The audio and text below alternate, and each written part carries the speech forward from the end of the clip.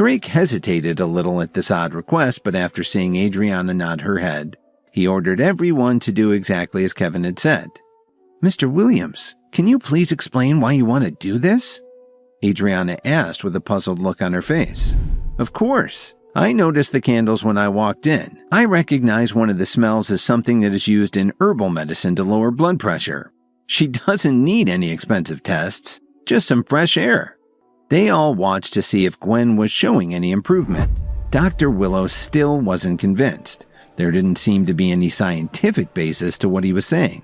"President Wright, in my medical opinion, you'll need to transport this woman to an emergency room immediately." Just then, a group of guests walked into the room led by a tall, powerful-looking man. "Please step aside," Dominic Archer ordered the crowd. The guests respectively made way for him. "Who put my sister on this table?" "Mr. Archer, please don't worry. I can explain this." "President Wright, I don't need an explanation. I just want to know why my sister isn't on her way to the hospital. What are you trying to pull here?" The onlookers started to throw Kevin straight under the bus. "It's his fault," one of them blurted out. He looked at him and snarled. "Are you responsible for this?" "Dominic, I'm warning you. You need to show more respect to Mr. Williams," Drake said as he stepped between Dominic and Kevin. Drake and Dominic had been in competition for years, and he was a good judge of the man's character. But if Kevin was injured under Drake's protection, Cook would never forgive him. "So, what do you have to say, you son of a b****? Your sister is fine. Her blood pressure dropped for a while, but I can guarantee that she'll be up and back on her feet in less than 5 minutes. If she's not, I promise I won't let you leave this hotel in one piece." Just when it looked like the two of them were about to start swinging at each other, Gwen suddenly coughed. "There are so many people in this room. Why am I the only one who fainted?" "President Archer, I've learned that in high concentrations for someone who's sensitive, the effect can be very serious." "What the hell are you talking about?" "President Archer, it's probably just a bit of susceptibility you have." "All right, that's enough." Dominic couldn't hold it in any longer. He gestured for his bodyguards to come over. A second later, Kevin was surrounded. Drake stepped forward to put himself between Kevin and the men. "All of you, stop! I think he's right about this. I've always been kind of sensitive about some things. Remember when we were kids?" The explanation seemed to make sense to Dominic, but he would never apologize to Kevin in front of everyone. Instead, he asked someone to put the gift that he'd brought for Adriana on the table in the corner. Then he helped his sister walk out of the hotel. That night, because Kevin was tired from such a long day, and because he had drunk a little too much to be safe on the road, he spent the rest of the night at the hotel. Early the next morning, right after he woke up, Kevin got a call from Lily. "Hi, Lily. Are you doing okay?" "Kevin, please come home quickly. I need a ride to Grandma's place." "What's the matter?" "My dad's friend disappeared right after he got all the money, so now you should take care of your business first. I'll take a taxi there myself." Then Lily hung up the phone in a hurry. While Kevin was setting up the deal with Tyler, all the Joneses were rushing to the family mansion. Oliver was standing in front of everybody looking fearful and very ashamed.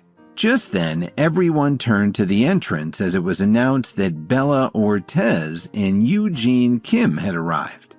They were financial partners with the Jones family. "I'm sorry to inform you that our board just had an emergency meeting. We've decided to end our association with your company. We have a reliable report that the Jones family's corporation has been cheated out of all its assets. To put it bluntly, we do not want to be drawn into your bankruptcy." "President Ortez, President Kim, don't worry. We will definitely reimburse you. But can you please give us a few days? After all, we've been business partners for many years." "Agreed. Out of respect for you, Mrs. Jones, we will give you 5 days." "Mrs. Jones, doesn't your granddaughter's husband know Mitchell Cook and Adriana Wright? Perhaps you can ask them for help." After they had all left, Grandma Jones sat back in her chair and rubbed her temples.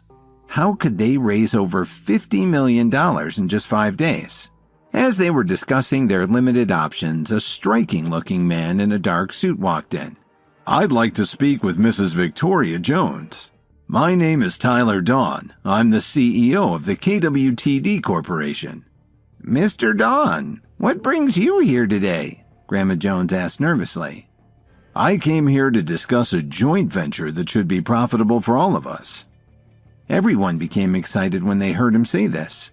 I'm prepared to invest $300 million to set up an import-export company in Chicago. In exchange, I only want 60% of the Jones family shares. For a moment, the entire room fell silent. Everyone in the room turned and stared at Grandma Jones. They all knew that without this opportunity, they would be finished. All right, Mr. Dawn, I agree to your conditions. A wise decision, Tyler said. I'll have my attorneys draw up the contract and arrange for the transfer of funds. Tyler walked out, followed by his assistants. Then he pulled out his phone and called Kevin. Kevin took a moment to think about what he had just done. Just as he walked out of the Whistler Hotel, a black car pulled up in front of him. They opened the rear door of their limousine and gestured for him to get in. Half an hour later, they arrived at a luxurious mansion. When Kevin entered the foyer, he saw Dominic stretched out on a sofa in the library. Mr. Archer, I don't understand why you've called me here so early in the morning. I know I can be a little headstrong, but in our family, we know how to repay kindness. You really helped my sister yesterday, so I'd like to give you something. Dominic Archer stood up and motioned for one of his aides to place a box in front of Kevin. Yesterday at President Wright's party, my sister and I could tell that you're interested in the miraculous benefits of herbal medicine. We have connections with a research lab that is developing some very powerful herbal ingredients. I believe that you'll find the contents of this box extremely helpful. Then I guess I should say thank you. If I offered you something that could help you reach your goal, how would you repay me? What if I could help give you an advantage? Kevin said as he smiled and took out a pill of his pocket. It was one of the pills that he had made from the recipe in Officer Emmett's old book. How much do you want for it? $500. Okay, $500,000. Deal. But just when Dominic reached for it, Kevin suddenly took a step back. Mr. Archer, I didn't say that I would give it to you for a measly $500,000. With his other hand, Kevin pointed at the small wooden box on the coffee table. He had noticed the ring inside the box as he walked in the room earlier. He walked over to the coffee table, picked up the box, and tossed it to Kevin. Then he called his aide over to have the money transferred to Kevin. Kevin headed back to his penthouse. Kevin, you're finally back. I need you to go someplace with me. Kevin nodded and they headed down to the lobby to send for his car. Lily's eyes lit up when she saw the sleek blue roadster. Where are we going exactly?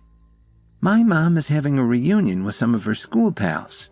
When she saw that everyone else was bringing their children, she called me too. It's near Evanston. Kevin smiled but didn't say anything else about it. After about a half hour, they arrived at the cafe. When Lily entered, Dorothy was chatting with a few of her old classmates. Upon seeing her daughter, she smiled broadly. Then, when she saw Kevin, her smile immediately left her face. Then one of Dorothy's friends looked at Kevin and asked loudly, "So who is this young man?" The woman who was asking about Kevin was Iris Reed. It seemed that everyone in their circles knew about Dorothy's good-for-nothing son-in-law. "This is my husband, Kevin." "Where do you work? What's your position?" "I work for a small company downtown. I help my boss with his accounts. I guess you could call me a clerk," Kevin replied modestly. Nobody was impressed, and it showed on their faces. Dorothy wanted to go over and tell Kevin off, but she couldn't do that in front of all of her friends. Then Iris stood up and waved at a young man on the other side of the room. "I'd like to announce a joyous occasion. On the 26th of this month, my daughter Rose will be getting married. Vito Booker, please stand up and introduce yourself to my friends." "Hi, my name is Vito. I'm currently the general manager at the KWTD Corporation Chicago branch." When he said this, everyone was clearly impressed. "Mom, for the wedding between Rose and me, I've arranged for a limo that's worth $500,000. What do you think?" Before coming to the reunion, Iris had asked Vito to help her embarrass Dorothy's son-in-law. So Vito naturally couldn't let an opportunity like this pass him by. "Then what kind of car do you drive?" Vito asked Kevin. Everyone seemed to think that Vito was in another league and Kevin couldn't possibly compare with him. And Dorothy was ready for her friend Iris to beat her again. My ride? It's just a roadster, nothing special, basic blue color. Oh, that's worth at least $3 million. Actually, the car is my boss's. I didn't buy the car, but my boss gave it to me because I'm doing so well in the company. That seemed to shut everyone up, so Vito changed the subject and turned to Iris. Mom, this is a gift I got for you a while ago. He reached under the table and took out a gift box, then he said to her, This is a small token of my appreciation. Hi, Kevin here. If you are wondering what happens next, then download the Pocket FM app and listen to the exciting episodes of Insta Empire now with the link in the description.